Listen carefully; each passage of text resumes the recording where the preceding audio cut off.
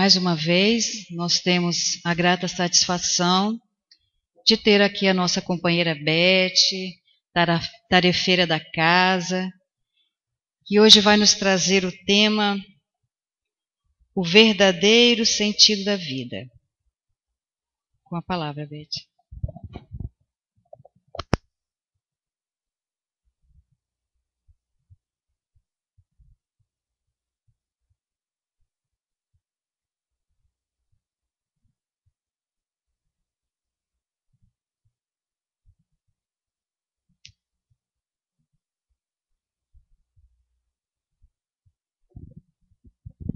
Boa noite a todos. Que Jesus, na sua infinita bondade, possa nos envolver nesse momento e que a vibração de vocês também nos envolva para que nós possamos trazer então o nosso estudo de maneira clara, de modo que todos possam compreender aquilo que nós buscamos e procuramos trazer. Hoje pela manhã, eu tive a oportunidade, quando estudava um pouquinho, de assistir uma palestra muito boa, excelente a palestra. A palestrante é Angélica da Costa Maia. Ela é de Lavras, em Minas. E ela então começou a sua palestra sobre o sentido da vida, e eu vou colar um pouquinho. É claro que eu não tenho condições de falar como ela falou ali, mas eu vou tentar começar contando a história de um rapaz. Esta história saiu publicada no jornal O Globo há bastante tempo atrás. Esse rapaz, um publicitário inglês, seu nome, Jonathan Gabay.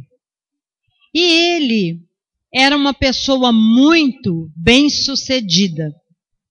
A vida familiar, tudo bem. A vida profissional, excelente. A vida social também. Tudo encaixado. Mas, de repente, lá pelos seus 40 e poucos anos, ele começou a sofrer de uma angústia muito grande, porque ele não conseguia encontrar o verdadeiro sentido da vida para a sua própria vida. E então ele estava a ponto de fazer alguma besteira, de fazer alguma loucura.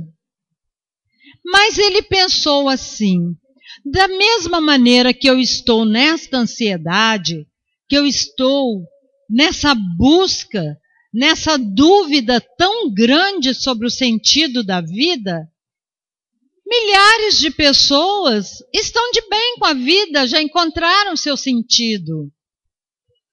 Então, eu vou me dar mais uma oportunidade. E assim ele resolveu escrever para 140 pessoas célebres no mundo, inclusive Dalai Lama. E enviou as suas cartinhas perguntando a essas pessoas do mundo inteiro qual o sentido da vida. Passou a primeira semana e a sua caixa de mensagem vazia, nenhuma carta. E ele começou a entrar de novo na sua angústia. Mas passados mais uns 3 dias, começaram a chegar, como ela diz na palestra, selos de diversas partes do mundo. Todos eles responderam. E responderam com respostas tão lindas, tão maravilhosas, que ele então descobriu em si mesmo que deveria passar aquela felicidade para todas as pessoas. E assim ele se propôs a escrever um livro contando aquelas respostas da pergunta que ele havia feito àquelas pessoas. E assim ele lançou o livro O Sentido da Vida, cuja renda total ele envia para entidades filantrópicas. Ele tem, é claro, outros livros escritos dentro da sua profissão, mas este em especial, toda a renda é enviada para as entidades filantrópicas. Muito linda a palestra. Se tiverem a oportunidade de assistir na internet, o nome dela é Angélica da Costa Maia. E vale a pena ser vista. Bom, mas eu não sou a Angélica. Então, eu vou trazer o meu humilde trabalho aqui para que a gente possa refletir um pouquinho sobre o verdadeiro sentido da vida. E nós vamos começar, então, com a pergunta do Gonzaguinha. E a vida? E a vida o que é? Diga lá, meu irmão. Cada um de nós vai ter uma ideia do que realmente seja a vida. E então nós fomos buscar no dicionário do Aurélio, não daquele Aurélio ali, mas do Buarque de Holanda, o significado de vida. E ele nos diz, então, resumidamente, que a vida é o conjunto de propriedades e qualidades, graças às quais os seres vivos se mantêm em contínua atividade manifestada em funções tais como o metabolismo, o crescimento, a reação a estímulos, a adaptação ao meio e a reprodução. Como a gente vê, é uma definição de vida material. Mas nós que estamos dentro de uma casa espírita, nós temos uma concepção bem mais assim avançada, mais aberta da vida, porque nós sabemos que a vida não é só a vida material. Nós sabemos que a vida verdadeira é a vida do espírito, a vida espiritual. Continuando então a nossa busca, nós fomos lá no Consolador de Emmanuel.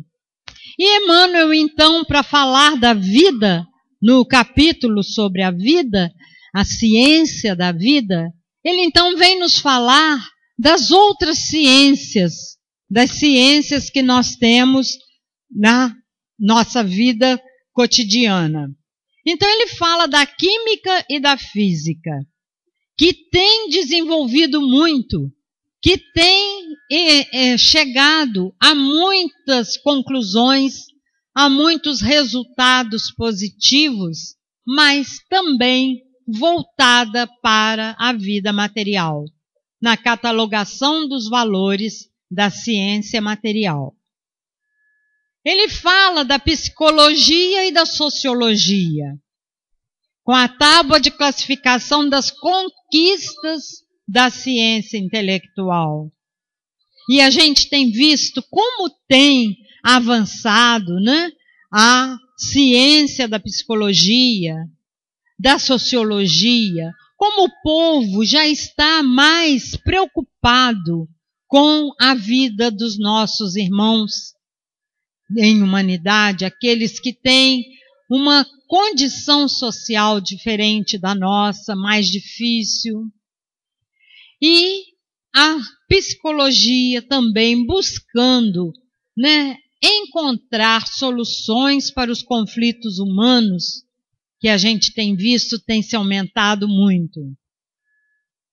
E em terceiro lugar ele fala da biologia, que é a ciência da vida em suas profundezas, revelando a transcendência da origem, o Espírito, o Verbo divino.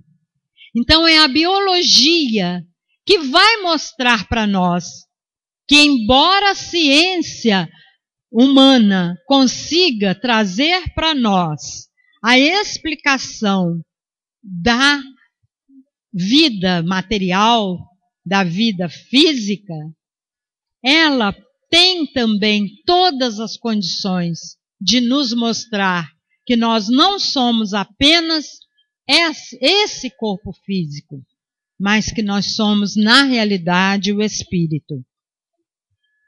E então ele continua na sua explicação. Até agora, a biologia está igualmente encarcerada nas escolas materialistas da Terra, por enquanto, embora seja ela a que deveria passar para nós o conhecimento da vida espiritual.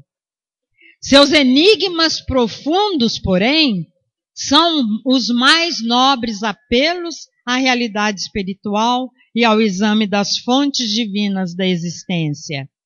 Então, apesar da biologia ainda estar muito materialista, mas já estamos quase chegando lá.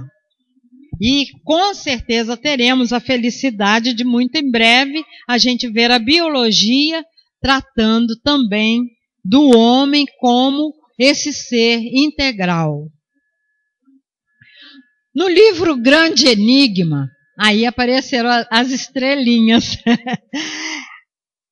porque a linguagem do meu computador é diferente dessa aqui. Mas ali, naqueles desenhinhos, está o nome de Leon Denis, que é o escritor do livro O Grande Enigma. Então, Leon Denis, no seu livro Grande Enigma, ele fala da lei circular da vida. E, na realidade, se nós formos observar até outros segmentos religiosos, como, por exemplo, no budismo, nós vamos ver que eles acreditam muito exatamente nessa lei circular. Então, Leon Denis nos diz que a lei circular preside a todos os movimentos do mundo, rege as evoluções da natureza, as da história da humanidade. Na parte material, a gente vê que isso é uma realidade. Todos os astros do infinito, do universo, se movem em órbitas, né? Ou ovais ou circulares.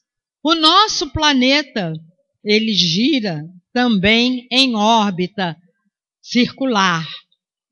E, ao mesmo tempo que ele gira em torno dele, isso é coisa lá do primário, a gente sabe que ele gira também em torno do Sol. E na nossa vida é assim também. A nossa vida é feita de ciclos. É como se fosse um verdadeiro círculo. Partimos do Pai, do nosso Criador, e empreendemos uma caminhada longa, demorada, de retorno a esse Pai. Essa caminhada que nós chamamos de vida e que é formada de diversas existências. Cada um de nós com o seu número, porque cada um de nós, sendo individualidade, temos o nosso ritmo da nossa caminhada. Cada ser gravita em um círculo, cada vida descreve um círculo. Toda a história humana se divide em ciclos. Então, se formos observar a história da humanidade, desde os seus primórdios, desde as eras mais antigas, nós vamos ver que tudo é cíclico. Tudo passa. Tudo tem um retorno. Tudo vai e volta. Os dias, as horas, os anos, os séculos, na órbita do espaço e do tempo, eles giram em círculo e renascem, porque o seu fim, se há um fim, é precisamente o de voltar ao princípio.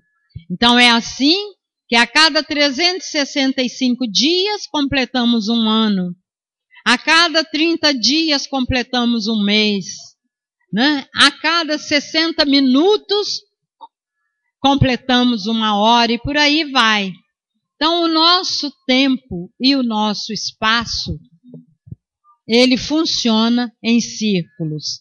Assim, os ventos, as nuvens, as águas, as flores, a luz, seguem o mesmo destino. E aí nós trouxemos a foto de um jardim zen do budismo que nos mostra, né, que o universo é como se fosse uma grande espiral e a gente caminhando em círculos na nossa trajetória evolutiva, desde quando partimos simples e ignorantes até quando chegarmos à nossa perfeição relativa. Todo ser já existiu. Renasce, isso é bem interessante, e sobe. Evolve assim em uma espiral, cujas órbitas vão aumentando cada vez mais.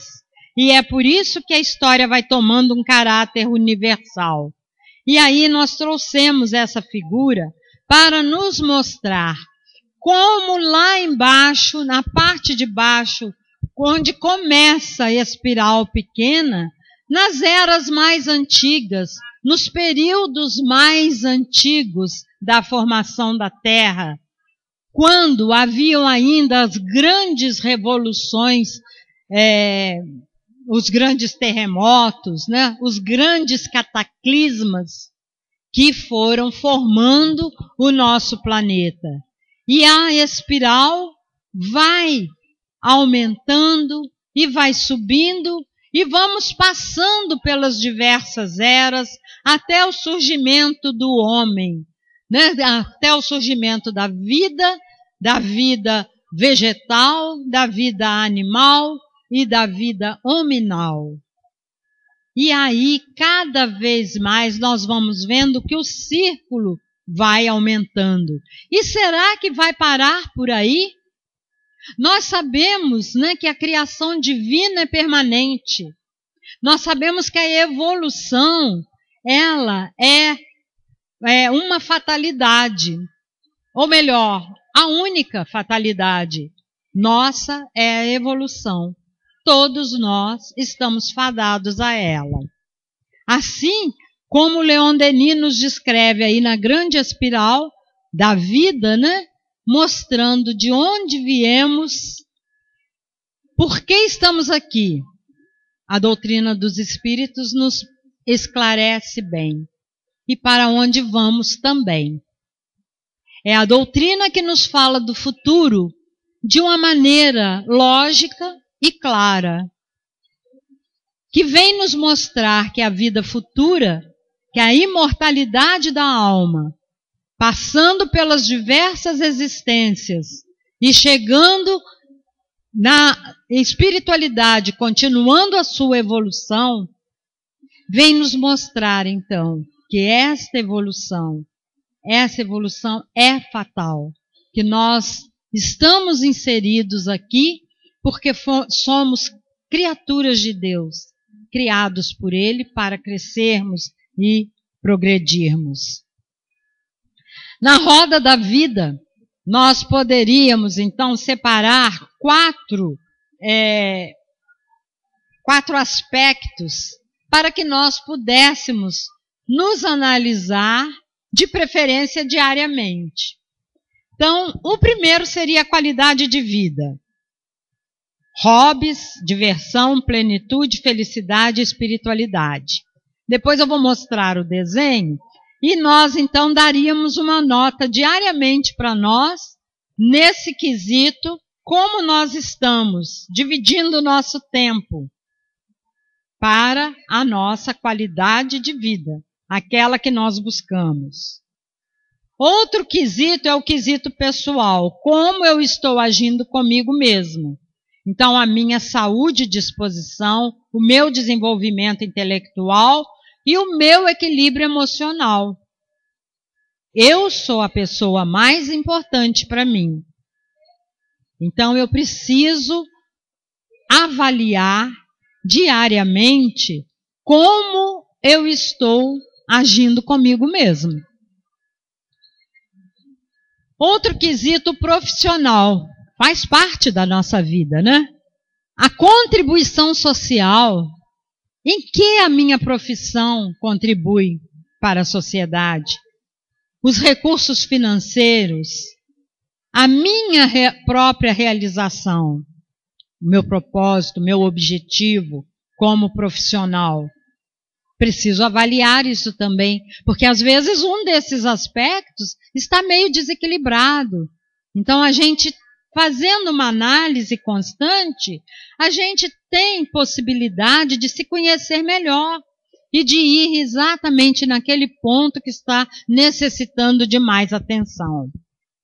E outro aspecto dos relacionamentos, a vida social, o relacionamento amoroso, a família. Como a gente vê, a roda da vida, ela está aqui para nos mostrar, nos levar a uma reflexão a fim de que possamos dar um sentido melhor às nossas vidas. Aqui temos o desenho mostrando como que a gente pode fazer, né? Dividindo o círculo nos 4 aspectos e dando a nota em cada aspecto da nossa vida. Avalie qual o seu nível de satisfação atual em cada uma das áreas da sua vida. É uma pena que a gente não trouxe, não pôde dar um para cada um, né? Continuando então. Difícil se torna encontrar respostas adequadas que lhe facultem apreender todo o sentido e significado da vida. Não sou eu que estou dizendo que é difícil. Quem nos diz que é difícil é Joana de Ângeles, esse espírito iluminado que tem ditado tantos livros para Divaldo Pereira Franco, e nesse livro Vida, Desafios e Soluções, ela vem nos dizer que não é fácil, que é difícil encontrar respostas para todas as nossas perguntas, mas que é necessário que a gente as faça para nós mesmos, que a gente busque essas respostas. Embora muitas vezes essas respostas possam trazer mais dúvidas, mas aí mais um motivo, mais um incentivo para continuarmos buscando as respostas.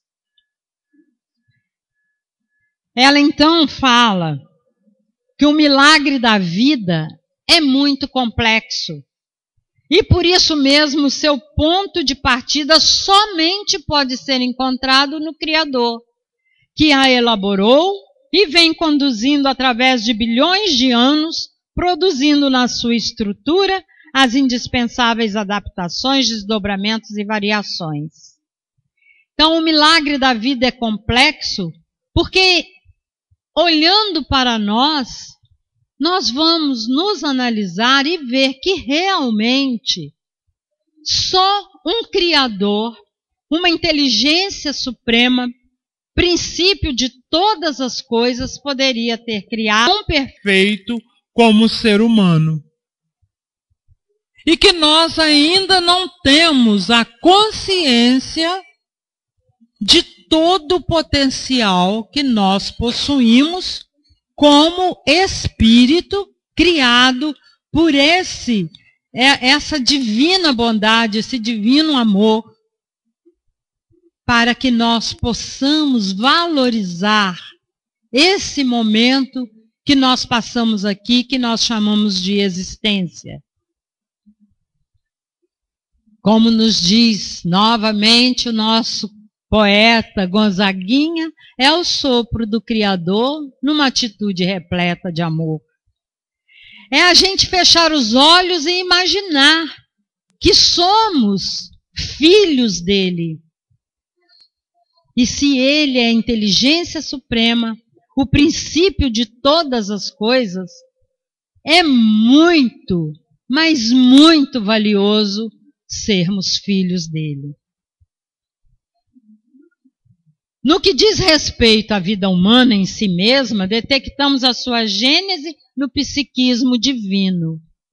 Se somos criados, então, por Deus, por esse psiquismo divino, nós trazemos dentro de nós, como o próprio nosso irmão mais velho, Jesus, nos falou, nós trazemos uma luz muito grande dentro de nós.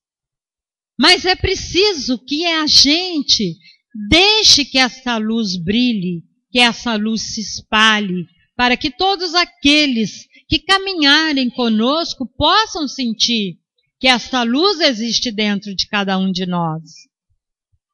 Que além de nos iluminar, ela possa iluminar também aqueles que passam pela existência junto conosco. Então foi esse psiquismo divino que concebeu a vida humana. E é ele que a inspira. É por isso que nós estamos sempre procurando orar e vigiar para nos mantermos ligados a essa imensa luz. É ela que proporciona a energia que nutre a nossa vida, que nos impulsiona para o crescimento através das várias reencarnações desse espírito imortal. Então, o verdadeiro sentido da vida, se é que podemos chamar assim, é exatamente nos sentirmos filhos de Deus, imortais, fadados à evolução, à felicidade relativa. Deus, quando nos criou simples e ignorantes. Ele nos criou simples na nossa constituição física, mesmo na nossa constituição espiritual, ainda muito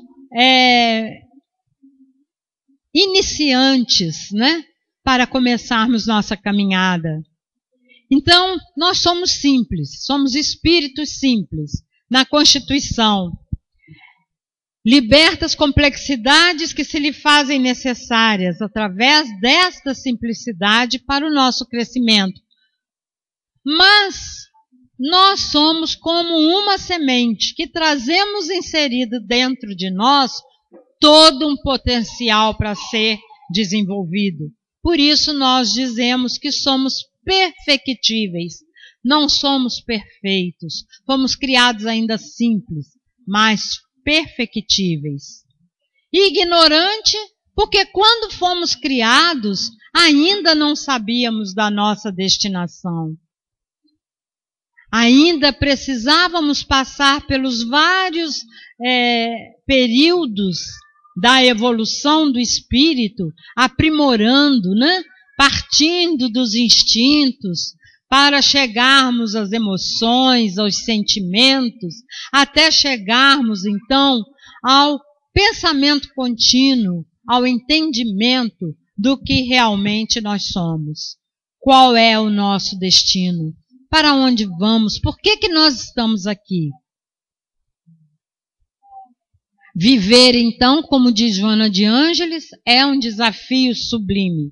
E realizá-lo com sabedoria é uma bem-aventurança que se encontra à disposição de todo aquele que se resolva decididamente por avançar, autossuperar-se e alcançar a comunhão com Deus. Se é uma bem-aventurança, o que é bem? Quando Jesus falou o Sermão da Montanha, o que ele queria dizer com bem-aventurados? Bem-aventurados são os felizes. Então viver é um desafio sublime, porque é um desafio de procurarmos viver da melhor maneira possível, dando valor a todas as oportunidades, as dificuldades principalmente. Porque dar valor às facilidades é muito fácil, mas dar valor às dificuldades é mais difícil, mas são elas que nos impulsionam para a frente. A vida, então, se manifesta conforme a sua estrutura própria e peculiar, sendo detectada por cada estudioso, cada analista, de acordo com seu ângulo de entendimento ao vê-la e senti-la. Então, no nosso estudo, nós pensamos assim, muito difícil falar sobre o verdadeiro sentido da vida, porque dependendo de cada época, de cada dia, de cada profissão, de cada condição social, de cada ser, a visão vai ser diferente.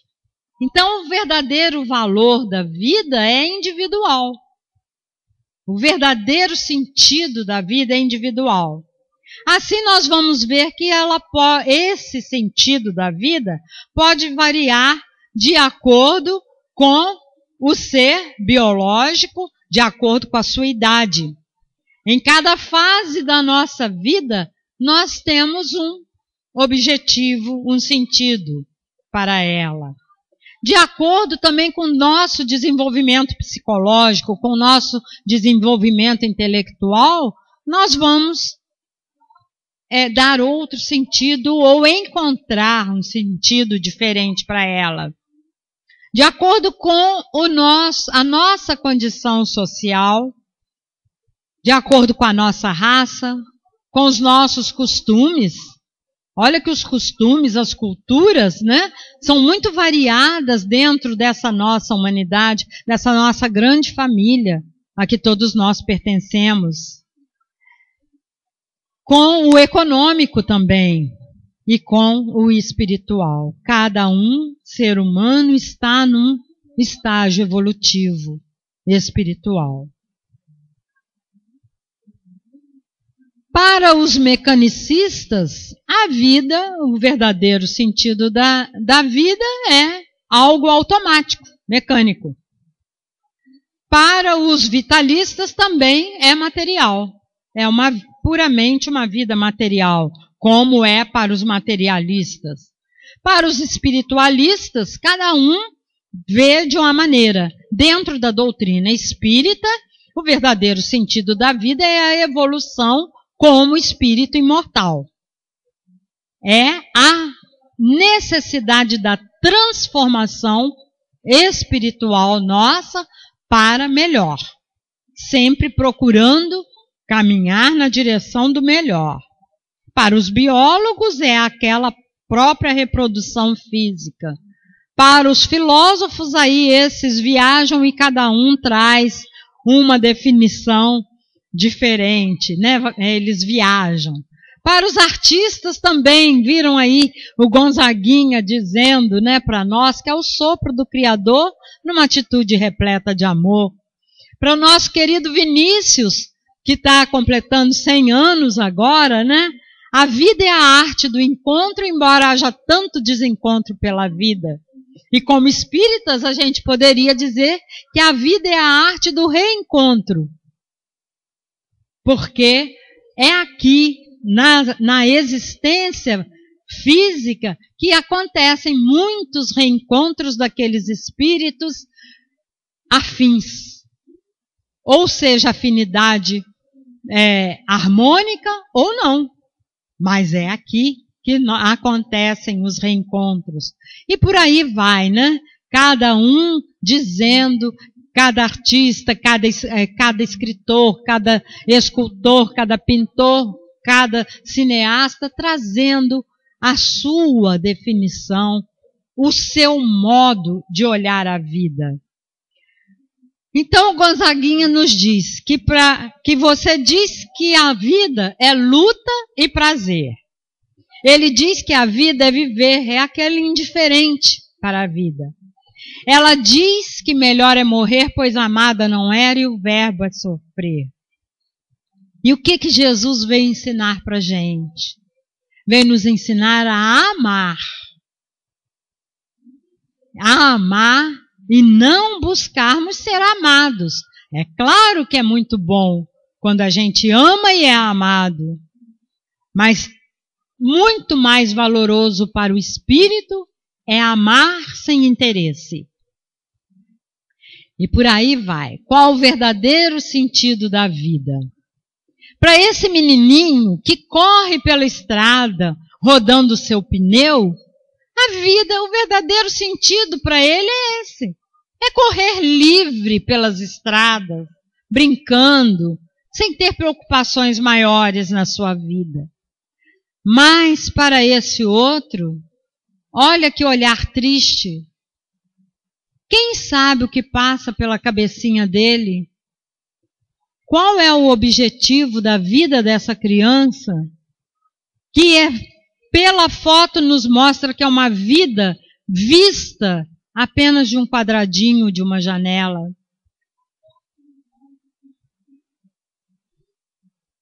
Hoje não. Amanhã eu fico triste. Amanhã. Hoje não.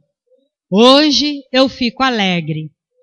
E todos os dias, por mais amargos que sejam, eu digo: amanhã eu fico triste. Hoje não. Esse pequeno poema foi encontrado escrito na parede de um dos dormitórios de crianças judias no campo de extermínio nazista de Auschwitz. Imaginem o que passava, qual era o verdadeiro sentido da vida dessa criança, desse menino de pijama listrado. Quem lê o livro também vê, né, a história dessas crianças. Esse era o objetivo. Era assim que ele via a vida. E olha o otimismo dele. Hoje não. Hoje eu não fico triste. Não me dou esse direito, né? Ideia. Então, o que eu fiz? Eu não fiz como o rapaz inglês, como publicitário, porque eu nem tinha assistido a palestra. Mas eu fui buscar, entre pessoas conhecidas e não, as suas opiniões sobre o verdadeiro sentido da vida. Algumas, como essa daqui, eu recebi pela internet. Estamos nessa vida para curarmos as nossas verdadeiras doenças. Essas que nos fazem chagados na alma, no egoísmo e orgulho que nos apodrecem por dentro. Então, estamos aqui para nos transformarmos, para nos curarmos, né? Outros já disseram que estão aqui na vida para evoluir, né? Porque o verdadeiro sentido da vida está em cada dia irmos ao encontro de nós mesmos, buscar o autoconhecimento.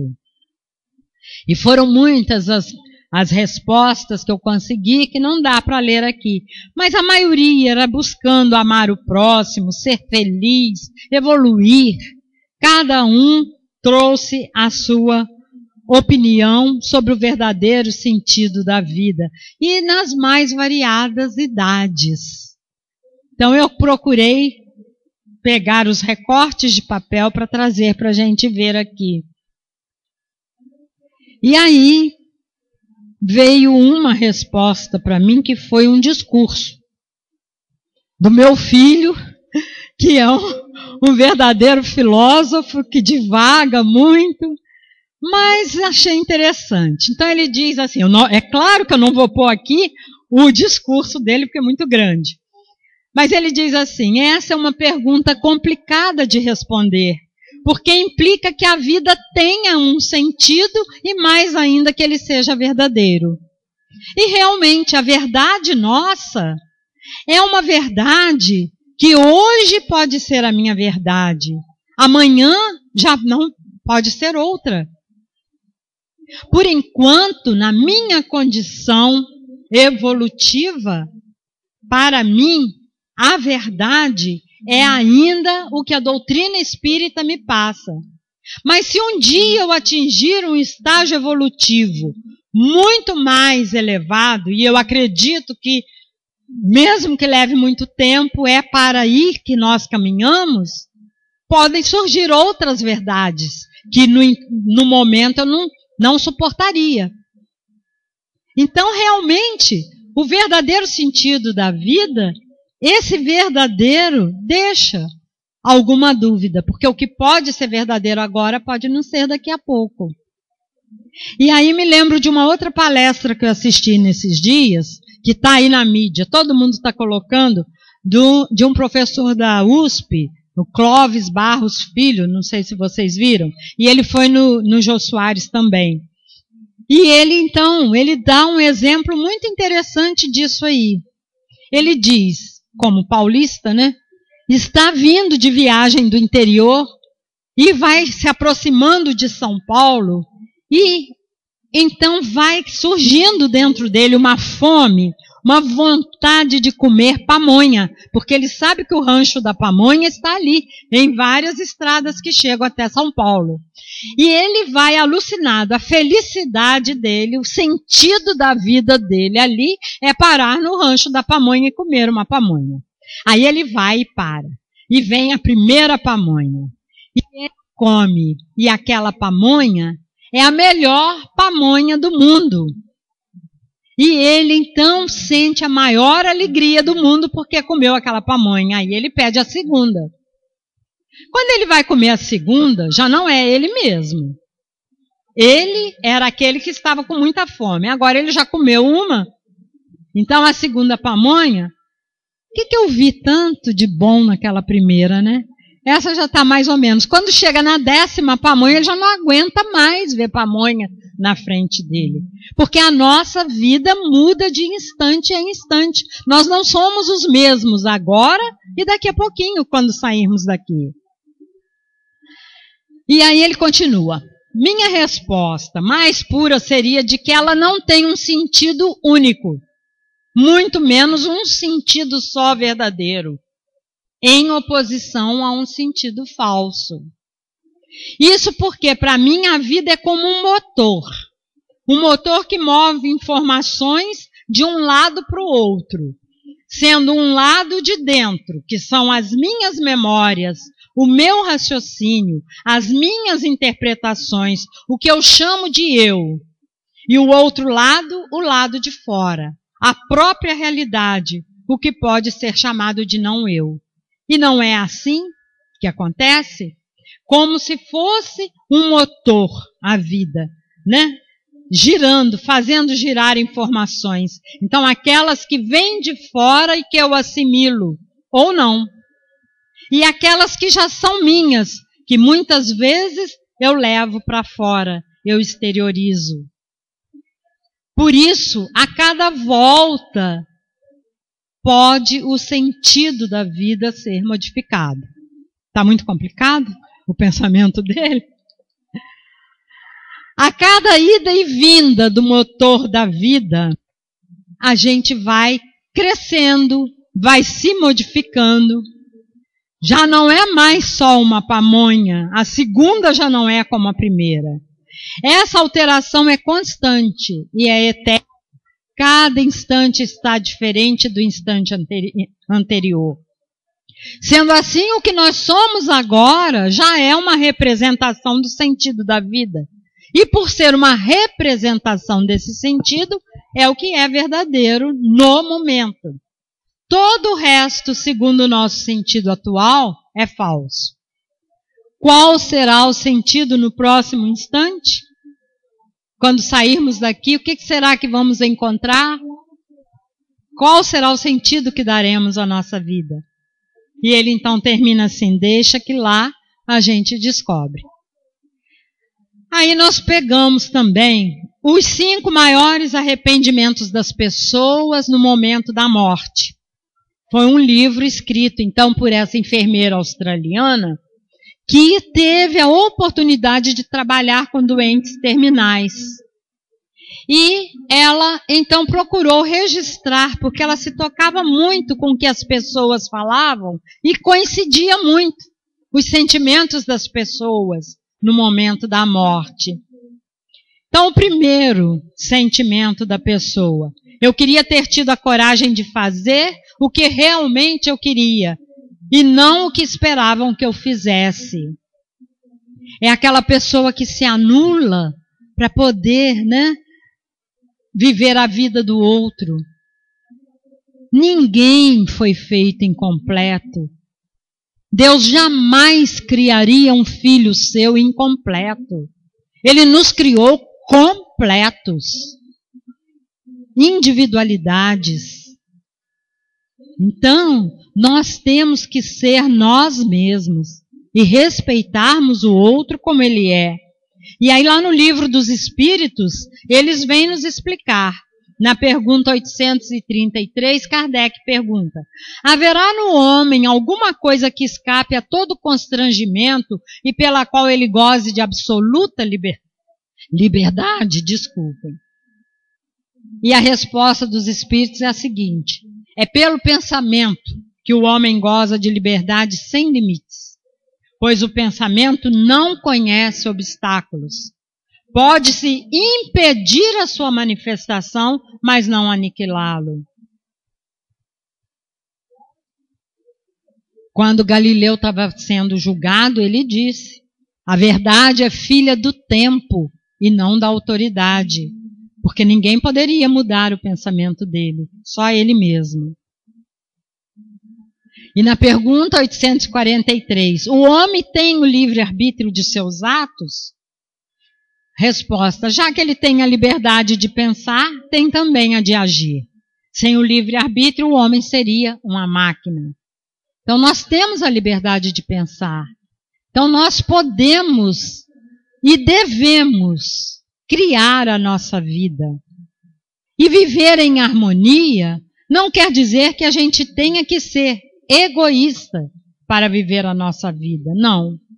Mas também a gente não tem que ser dominado. Deus não criou seus filhos, essa criação tão perfeita, para sermos escravos de ninguém. O segundo arrependimento: eu queria não ter trabalhado tanto. Aí, como lá na música dos Titãs, né, no epitáfio, né, queria ter trabalhado menos, amado mais, né? E no Livro dos Espíritos também nós fomos buscar sobre a lei do trabalho. Qual é o limite do trabalho? O limite das forças. Deus, porém, deixa o homem livre. Ele não interfere no nosso livre-arbítrio. Mas no mundo de hoje, que a corrida é tão grande e que a gente vai criando necessidades que não são necessárias, muitas das vezes a gente se pega deixando família, vida social, vida espiritual em segundo plano para correr atrás dos bens materiais. E continuando no Livro dos Espíritos, sendo uma necessidade para quem trabalha, o repouso não é também uma lei da natureza? Sem dúvida. O repouso serve para reparar as forças do corpo. E também é necessário para dar um pouco de liberdade à inteligência. É o momento em que nós temos que parar, meditar, fazer aquela análise da roda da vida, para ver como estamos passando os nossos dias. O terceiro arrependimento: queria ter tido coragem de expressar os meus sentimentos. Tantas pessoas têm vergonha de dizer para o seu companheiro: eu te amo. E olha que eu conheço muita gente que diz isso. Nunca minha esposa falou para mim que me ama. Nunca o meu marido me disse que me ama. Nunca fala para um filho: eu te amo, para um amigo. Gente, nós temos que expressar os nossos sentimentos. Os nossos sentimentos bons, principalmente.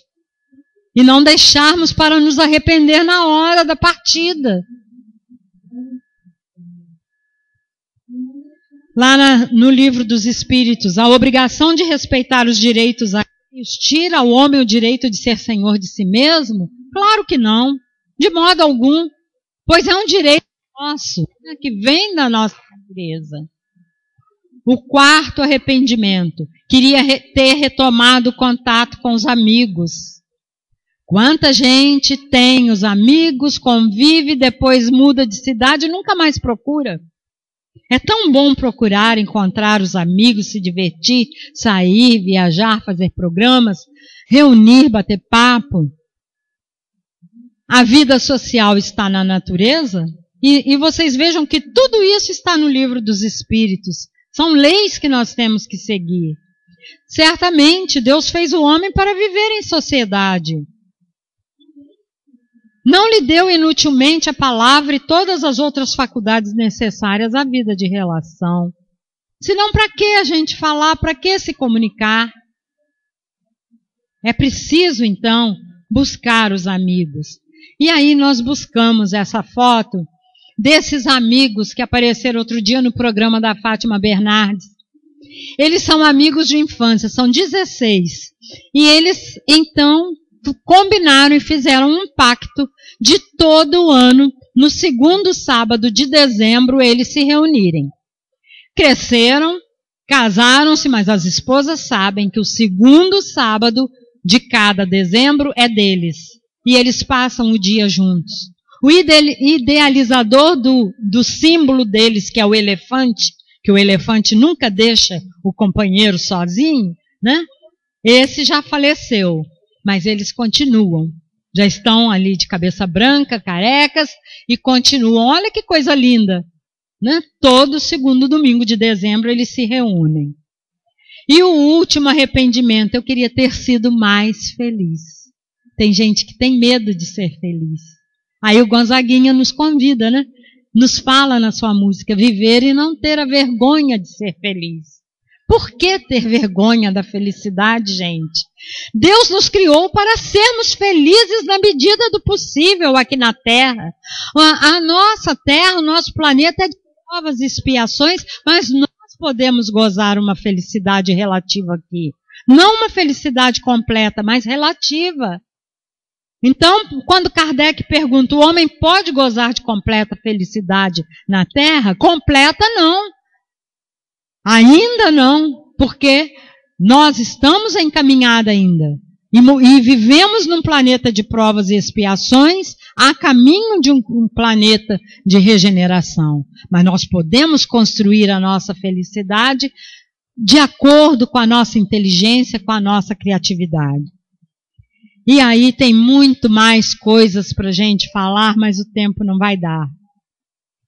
Nesse livro, então, esse psicoterapeuta, ele diz que nós não podemos esquecer de descobrir um sentido para a vida, mesmo quando nós estamos numa situação muito difícil, às vezes enfrentando uma dificuldade muito grande na nossa vida. E todos os tipos de dificuldade nos visitam, com certeza. Num momento não, mas no outro eles aparecem. E ele continua dizendo, então, quando não temos mais condição de mudar uma situação, pensemos, por exemplo, numa doença incurável, um câncer que não pode ser operado, aí então é o momento de mudar a nós mesmos.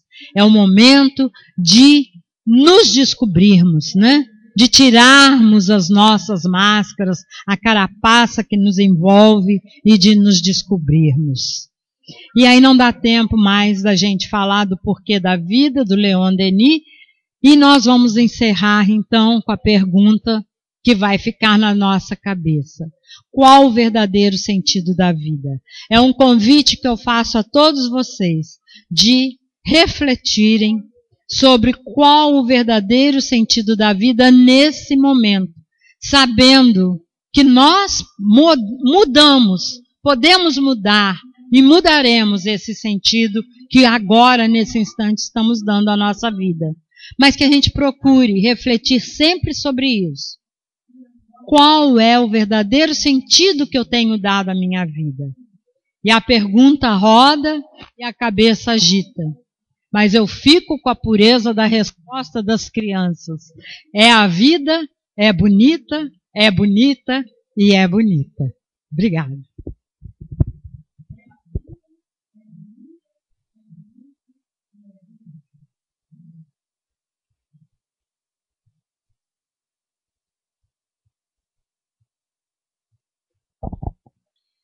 Nós agradecemos a companheira Beth, que ela possa continuar com seus estudos, que os estudos dela são muito claros, né? E com certeza nós temos muito a refletir hoje. O Guilherme vai fazer a nossa prece de agradecimento.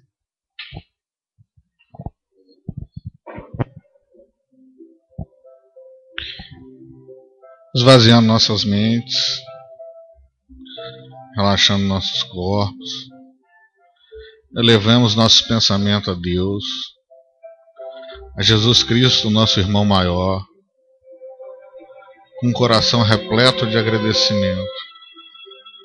Agradecimento que leva o nosso padrão vibratório, que nos sintoniza com um bem maior. Peçamos a Jesus, que tanto nos diz: conheceis a verdade e a verdade vos libertará. Conheçamos então o sentido de nossa vida. Esse conhecimento nos leva à liberdade e à felicidade relativa desse mundo. Agradeçamos também a toda a espiritualidade que orienta os trabalhos da casa, em especial as reuniões doutrinárias. E agradecemos especialmente a Ismael, governador espiritual do Brasil. Que assim seja.